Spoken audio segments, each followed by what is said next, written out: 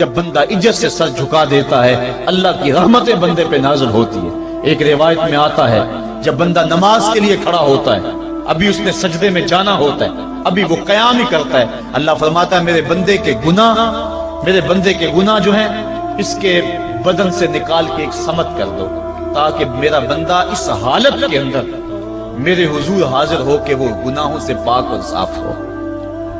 حضرت نبی رحمت صلی اللہ علیہ وآلہ وسلم فرماتے ہیں کہ پھر اس کے سارے گناہ اس کے بدن سے اتار کے ایک سمت رکھ دی جاتی ہے، اور بندہ مصلی پہ سبحان ربی العالی کے نغمے الاپتا ہے، رکوع کرتا ہے، سجدے کرتا ہے۔ جب سلام پھیر کے نماز ختم کر کے دعا کر کے جانے لگتا ہے تو فرشتے عرض کرتے ہیں مالک یہ جو گناہ اتار کے ایک سائیڈ پہ رکھے تھے یہ دوبارہ اس کو دے دیں۔ اللہ فرماتا ہے جس کی جھولی سے گناہ نکال لیے تھے دوبارہ اس کی جھولی میں نہیں ڈالیں۔ اللہ اکبر۔ اور ایک روایت کے لفظ ہیں کہ جب بندہ نماز کے لیے کھڑا ہوتا ہے اس کے کندھوں کے اوپر سارے گناہ آ جاتے ہیں اور اس کے سر کے اوپر گناہ آ جاتے ہیں۔ جب رکوع میں جاتا ہے تو کندھوں والے گناہ گر جاتے ہیں، اور جب بندہ سجدے میں سر رکھتا ہے تو اللہ تعالیٰ اس کے سارے گناہوں کو ختم کر دیتا ہے اور وہ بالکل پاک ہو جاتا ہے۔ حضرت سلیمان فارسی ایک دن ایک درخت کے نیچے کھڑے تھے، آپ نے درخت کی شاخ کو پکڑ کے جنبش دی، حرکت دی، موسم خزاں تھا، درخت کی شاخ کے سارے زرد پتے گر گئے۔ ایک صحابی پاس کھڑے تھے، انہیں پوچھنے لگے عثمان تو نے مجھے پوچھا نہیں کہ میں نے درخت کی شاخ کو یوں ہلایا کیوں ہے؟ انہوں نے کہا اچھا پھر آپ بتا دیں کہ آپ نے درخت کی شاخ کو یوں کیوں ہلایا ہے؟ کہا سنو پھر ایک دن میں اور چند صحابہ حضور کے ساتھ جا رہے تھے، رستے میں ایک درخت آیا، اس کے نیچے حضور کھڑے ہوئے، حضور نے اس طرح درخت کی شاخ کو پکڑ کے ہلایا، یوں پتے جھڑ گئے۔ ہم اس منظر کو دیکھتے رہے۔ حضور علیہ السلام نے فرمایا سلمان فارسی تو نے مجھے پوچھا نہیں کہ میں نے اس درخت کی شاخ کو یوں کیوں ہلایا ہے؟ تو میں نے عرض کی حضور آپ بتا دیں کہ آپ نے کیوں ہلایا ہے؟ فرمایا سلمان جس طرح اس درخت کی شاخ کو ہلایا گیا اور سارے پتے جھڑ گئے، جب کوئی بندہ سجدے میں سر رکھتا ہے نماز پڑھتا ہے اس کے سارے گناہ دھل جاتے ہیں اور وہ پاک اور صاف ہو جاتا ہے۔ ایک دن فرمایا صحابہ اگر کوئی بندہ اس کے گھر کے سامنے سے نہر گزرتی ہو اور وہ دن میں 5 مرتبہ اس نہر کے اندر غسل کرے تو بتاؤ اس کے بدن کے اوپر کوئی میل کچیل رہ جائے گا؟ عرض کی نہیں۔ فرمایا اس طرح جو 5 نمازیں پڑھتا ہے اس کے بدن کے اوپر گناہوں کا میل نہیں رہتا۔ فرمایا الصلاۃ معراج المومنین، نماز مومنوں کا معراج ہے۔ عماد الدین الصلاۃ، نماز دین کا ستون ہے۔ حبب الی من دنیاکم ثلاث الطیب والنساء وجعلت قرۃ عینی فی الصلاۃ، مجھے تمہاری دنیا سے صرف 3 چیزیں پسند ہیں، خوشبو، منکوحہ بیویاں، اور میری آنکھوں کی ٹھنڈک نماز میں رکھی ہے۔ اور حضور نے یہ بھی ارشاد فرمایا من ترک الصلاۃ متعمدا فقد کفر، جس نے جان بوجھ کے نماز چھوڑی گویا اس نے کفر ہی تو کیا، یعنی کافروں والا کام کیا۔ حضرت امام فخر الدین رازی نے تفسیر کبیر میں لکھا حافظوا علی الصلوات والصلاۃ الوسطی، اس آیت کریمہ کے تحت ایک عورت مدینے کی گلیوں میں چیخ رہی ہے اور کہنے لگی مجھے حضور کے در کا پتہ بتاؤ۔ حضور کی چوکھٹ کا پتہ بتلایا گیا، وہ حاضر ہوئے۔ آقا کریم صلی اللہ علیہ وسلم کی خدمت میں عرض کی حضور میرا خامد سفر پہ گیا ہوا تھا اور میں نے اس کی عدم موجودگی کے اندر زنا کر لیا، حمل ٹھہر گیا، اور جو بچہ پیدا ہوا میں نے مارے شرم کے اس بچے کو سرکے کے مرتبان میں ڈال دیا، اور پھر اسی سرکے سے میں لوگوں کو فروخت کرتی رہی ہوں۔ اب جب کہ میرا ضمیر جاگا ہے میں آپ کی خدمت میں حاضر ہوئی، مجھے بتایا جائے کہ میرے گناہ کا بھی کوئی کفارہ ہے۔ حضور نے ارشاد فرمایا جو تو نے زنا کیا ہے اس کی سزا رجم ہے کیونکہ تو شادی شدہ ہے، اور جو تو نے بچے کو قتل کیا ہے قتل کی سزا قتل ہے، اور جو تو نے سرکہ بیچا ہے فقد ارتکبت کبیرہ، تو نے کبیرہ گناہ کیا ہے، اس کی سزا تو قیامت کے دن پائے گی۔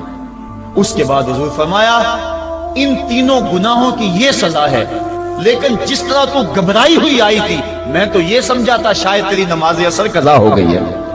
اب آپ اندازہ کریں کہ نماز کی اہمیت کیا ہے، اور ہم اس بات میں کتنی سستی کرتے ہیں۔ کسی سے پوچھا جائے نا آؤ نماز پڑھنے چلے، وہ کہتے ہیں بس یار میرے کپڑے پلید ہیں، کپڑے میرے پاک نہیں ہیں۔ تیرے کپڑے کیسے پاک رہ سکتے ہیں؟ تو اللہ کے حضور جھکنا نہیں جانتا، تیرے کپڑے بھی پلید ہے، تیرا دل بھی پلید ہے، تو اس کے حضور جھک کے تو دیکھ، تن بھی ستھرا کر دے گا، تیری روح کو بھی پاکی دے دے گا، تیرے قلب کو بھی طہارت بخش دے گا۔ تو اس کے حضور آ جھک، اس کے حضور سجدوں سے اللہ کے حضور خراج پیش کر اپنی محبتوں کا۔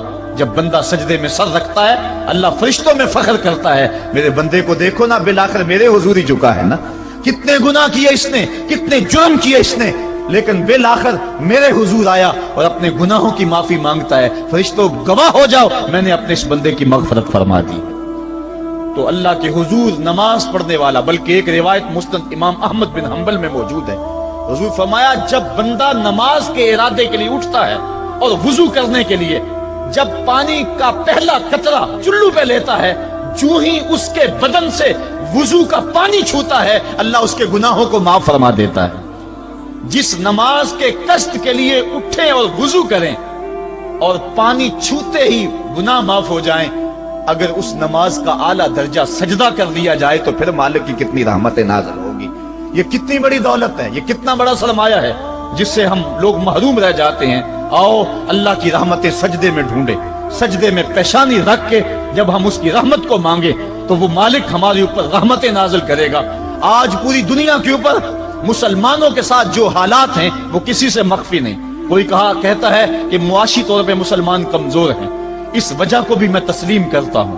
مسلمان کے پاس آلات حرب و ضرب بھی موجود نہیں ہیں، اس وجہ کو بھی تسلیم کر لیا جائے۔ سیاسی طور پہ مسلمان کمزور ہیں، اس وجہ کو بھی تسلیم کر لیا جائے۔ یہ ساری وجہیں اپنی جگہ پہ، لیکن یہ بھی تو سنو، مسلمانوں کی تعداد اس وقت 1.40 کروڑ ہے۔ افرادی قوت اتنی کبھی بھی مسلمانوں کی نہیں ہوئی تھی۔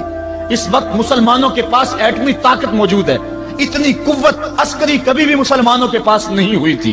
56 اسلامی ملک ہیں جن میں قیمتی معدنیات سے اور تیل کی دولت سے اور سونے کی قیمتی معدنیات سے یہ مسلمان مالا مال ہیں۔ کیا کچھ نہیں ہے جو مسلمانوں کے پاس نہ ہو، لیکن ایک دولت چھن گئی مسلمانوں کے پاس، وہ سجدے کی آبرو، وہ سجدے کی عزت، وہ پیشانی رکھ کے اس رب کو پکارنا جو سب سے بالا ہے، جو سب سے بالا ہے، جس نے موسیٰ کے فرعون کو نیل کی موجوں میں ڈبو دیا۔ کیا پوری امت مسلمہ 1.40 کروڑ انسان سجدے میں سر رکھ کے سبحان ربی الاعلیٰ کے نغمے آلات کے اپنے رب سے گزارش کریں اور اپنی امت کا رونا روئیں؟ کشمیر میں لٹتی ہوئی جوانیاں اور کل قدس کے اندر بہتا ہوا خون، شبرغان سے لے کر کابل و قندھار تک اور موصل سے لے کر تقریب تک مسلمان کے اوپر جو ظلم و تشدد ہو رہے ہیں، اپنے رب کے حضور اس کا دکھڑا سنائیں اور اپنے مالک کو کہیں میرے مالک ہم لٹ گئے، ہم کٹ گئے، ہم پٹ گئے، اسلحے بھی موجود، افرادی قوت بھی موجود، سیاسی طاقتیں بھی موجود، لیکن اس کے باوجود مسلمان دبتا چلا جا رہا ہے۔ اسی کشتی کو ہے خوف تلاطم صدحیف منہ موڑ دیے تھے جس نے بڑھتے ہوئے طوفانوں کے، جو 300 ہو کر جرأت اور وہ طاقت اور وہ عظیمت کی داستانیں رقم کرتے ہیں کہ مالک تو بھی اس دن کو یوم فرقان کہہ کے پکارتا ہے۔ آج وہ امت بیچ منجدار کے اس امت کی کشتی ہچکولے کھا رہی ہے۔ ہماری فریاد، ہمارا استغاثہ تیرے سے ہے، میرے مالک ہمارا کھویا ہوا وقار بحال کر دے اور اس امت کو اس مرتبہ کمال تک پہنچا دے جس مرتبہ کمال تک یہ امت پہلے پہنچی تھی، اور ان کا کھویا ہوا وقار بحال کر دیا جائے۔ آج بھی ہم اگر سجدوں سے اپنے رب کو منا لیں اور وہ روٹھا ہوا رب آج بھی ہماری مدد کے لیے آ جائے تو پھر کوئی قوت، کوئی طاقت ہمیں نہیں لٹار سکتی۔ آئیے ہم سجدے سے اپنے مالک، اپنے خالق اور اپنے رازق کے حضور اپنی محبتوں اور اپنی الفتوں کا خراج پیش کریں۔ نماز ایک ایسی عبادت ہے جس کا حکم قرآن میں 750 مرتبہ کے قریب دیا گیا۔ اور ایک آخری بات عرض کر کے اپنے موضوع کو سمیٹنا چاہوں گا۔ میرے اور آپ کے آقا مولا حضور نبی رحمت صلی اللہ علیہ وسلم پر جب وقت آخر آیا تو آخری وصیتیں جو حضور نے اپنی زندگی میں کی وہ کیا تھی؟